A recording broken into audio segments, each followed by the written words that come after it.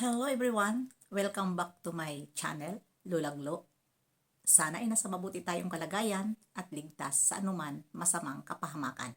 At bago ang lahat, shoutout tayo sa founder ng Kalingap, Kuya Bal Santos Matubang, at Edna Vlogs, Kalingap Rab, siyempre kay Jack Matubang, at sa lahat ng mga sponsor na walang sawa tumulong sa mga nangangailangan, more blessing to come. At syempre, shoutout sa Kalingap Strikers, hindi ko na kayo maisa-isa. At kaibigan ko dito sa mundo ng YouTube, lalong-lalo na si Tita Lydia, Sis Jacqueline, Sis Jim, mega love shoutout sa iyo. At ano ngayon ang ating reaction upload? Nandyan sa ating thumbnail at yan din ang tatalakayin natin na isang basher. At nakita ko ito doon sa premiere ni Kuya Bal. At habang hinihilot si Nanay Cynthia ng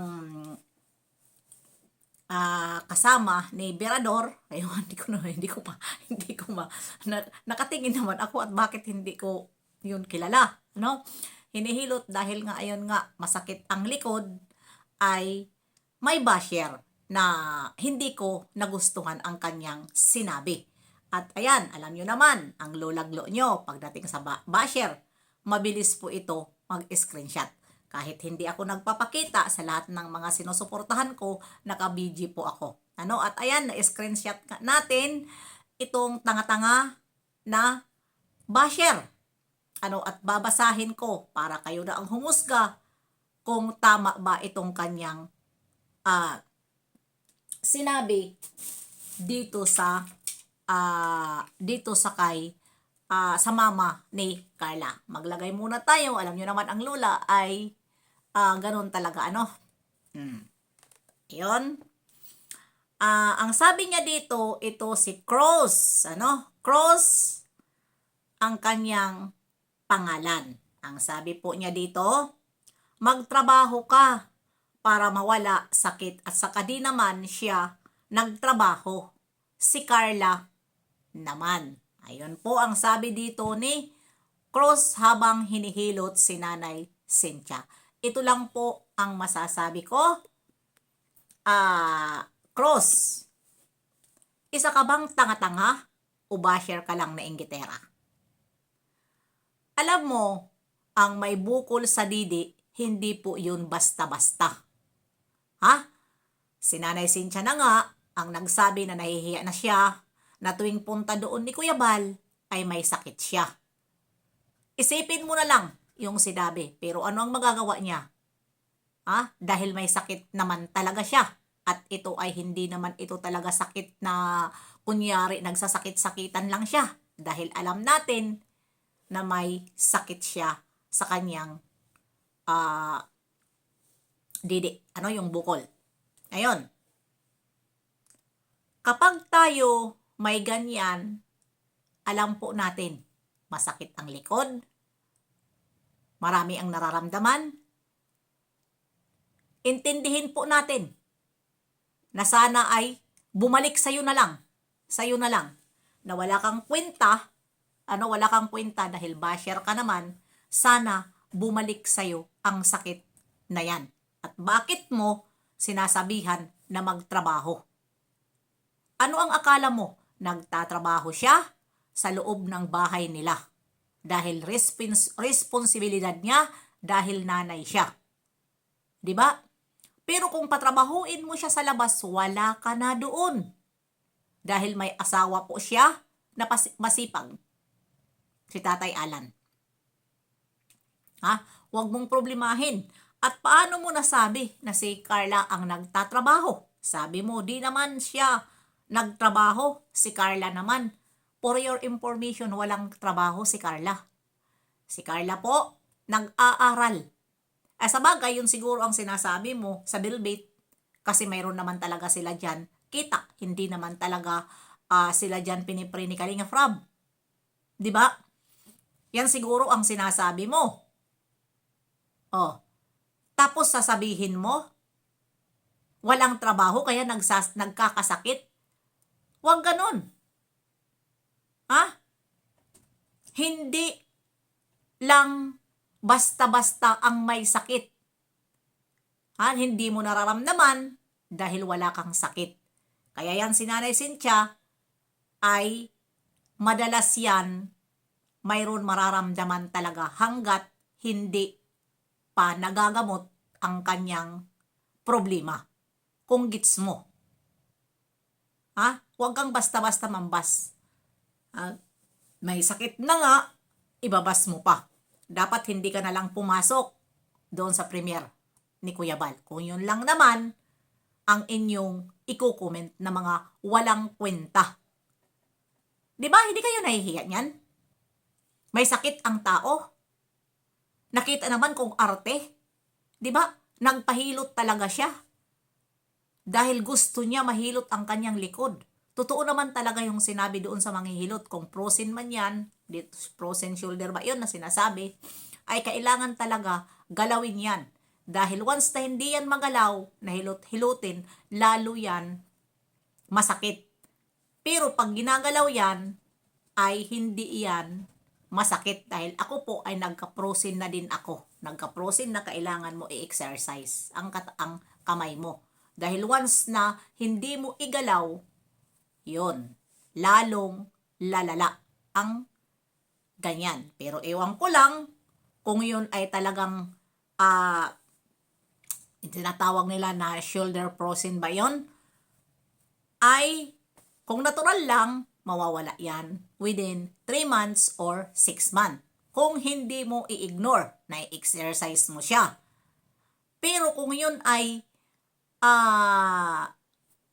kasumpay dyan sa sakit niya, ay wala na tayo dyan magagawa. Kundi ipagamot na lang or ipatanggal ang didi. Kasi dito, ang amo ko ay nakasurvive siya sa kanyang sakit na breast cancer. Kasi pinatanggal po ang kanyang didi. Kaya siguro ko ito si Nanay Cynthia ay natatakot lang na patanggalin ito, ay kung kaya, patanggalin, para kung gusto natin na humaba pa ang ating buhay. Dahil lahat naman ngayon na sakit ay mayroon ng gamot, yung mga ganyan. Marami ngayon ang nakaka-survive sa mga may cancer. Kaya huwag tayo mawalan ng pag-asa. Kailangan natin magdasal, samahan natin ng dasal, diba? At syempre, kasi kapag may sakit tayo ay stress tayo eh. Sino hindi yan dahil kapag mayroon tayong nararamdaman, stress talaga tayo. Tapos kayo naman na mga basher, hindi nyo maintindihan. Ang taong may sakit. Imbis na nga na paanuhin nyo ang kanyang pangisipan,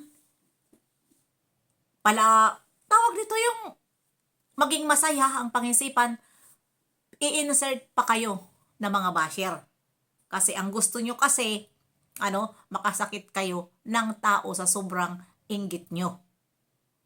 Diba? Dahil ang akala nyo siguro, nag-aarte-artihan lang ang nanay ni Carla. Kaya yun ang nasabi ninyo. Diba? Yun ay nakita ko itong basher na ito, doon pumasok sa kay Kuya Bal Premier, pero dinilit yun agad. Pero mabilis lang ang kamay ko mag-screenshot. Dahil pagtingin ko, may pumasok na basher, screenshot ko agad. Dahil alam ko, re-reactionan ko ito. Pagbasa ko, parang umano ako agad. Pumintig ang aking ulo dyan sa nasabi ko, napapatrabahuin pa talaga siya. Dahil ang akala niya siguro nag-aarte-artihan lang. Ang kapal talaga ng mukha mo, na basher ka? Ano bang sa'yo? Ano ba ang kinakainggitan mo dito sa pamilya na ito? Hindi ka ba naging masaya? Nagaling sila sa wala? Di ba? Galing sila sa wala. Tapos nakita natin, nagkaroon sila. Hindi ba tayo dyan masaya? Kailangan ba natin ibas ang tao? Grabe kayo. May sakit na. Ganun pa. Patatrabahuin, sasabihin yung tamad. Grabe kayo. Grabe kayo manghusga sa tao. Anong tamad? Di ba mabubuhay ba niya si Carla? Mabubuhay ba sila? Di ba noon nga na wala pa silang, hindi pa sila ng kalingap? Gumagawa sila ng paraan para makakain lang. Si Carla nagtitinda ng puto. Yung asawa niya nasa laot. Oh, ano yun? Hindi ba yung trabaho? Si Nanay Cynthia na tumutulong sa asawa niya. Yung mga ginagawa nila na, hindi ba yan tulong? Di ba nagtutulungan sila? Para lang na mabuhay sila. Tapos ngayon, na nagkaroon husgahan nyo, hindi na nagtatrabaho. Oh, di ba? Swerte nila yun. Dahil sila, nagtrabaho sila ng maayos. Kaya ipinagpala sila. Wala silang inaargabyadong tao. Ha? Kaya ganun. Blessing na dumating sa kanila yon. Kaya, umayos-ayos kayo. Huwag kayong mainggit. Huwag kayong mainggit. Dahil ang taong inggitera at ng kapwa, yun po ay hindi umaangat. Hanggang ganun na lang kayo. Kung basher kayo, basher na lang kayo. Wala nang mangyayari sa buhay ninyo. Dahil hanggang ngayon, basher pa rin kayo. Kaya hanggang dito na lang, Huwag niyong ibas ang may sakit. Maawa kayo. Grabe naman kayo. Ikaw, Cross, magtrabaho ka. Baka ikaw ang walang trabaho. Huwag mong problemahin si Nanay Cynthia kung hindi magtrabaho dahil nagtatrabaho ang kanyang asawa. Yun lang yun. Hindi siya pinapabayaan. Minahal siya. Minahal ni Carla. Minahal ng asawa niya. Ikaw, desperada ka na ba? Kaya ayan, hanggang dito na lang. See you next time an upload. God bless sa ating lahat. Mabuhay ang kalingap. At syempre sa aking mga kasamahan dito sa Strikers. Mega love shoutout sa ating lahat.